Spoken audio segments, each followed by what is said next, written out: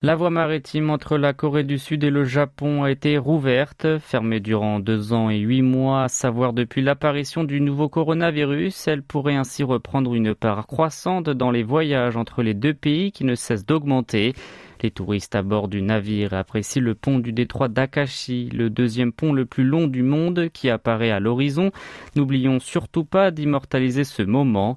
Go Shun-hwa, une touriste sud-coréenne, est émerveillée par le paysage magnifique qu'offre la mer séparant les deux territoires. Ashika Kimura, une vacancière japonaise, quant à elle, est déjà excitée par son projet de visiter de jolis cafés et de déguster des plats du pays du matin clair dans le quartier de Nampo à Busan. Pandémie oblige, Séoul et Tokyo ont coordonné les mesures sanitaires. Les passagers peuvent manger au restaurant ou avoir des boîtes repas dans leur compartiment. Du gel hydroalcoolique est disponible dans toutes les cabines, alors que des gants en plastique jetables sont distribués dans le restaurant.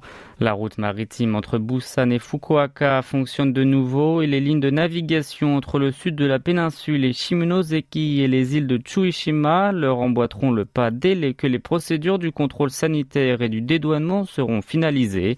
Dans ce contexte, les échanges touristiques entre les deux pays continuent d'augmenter depuis l'affaiblissement des mesures liées au Covid-19. Le secteur du tourisme s'attend donc à ce que ces paquebots reliant les deux pays voisins, qui auparavant transportaient 1 million de passagers par an, puissent de nouveau se remplir au maximum.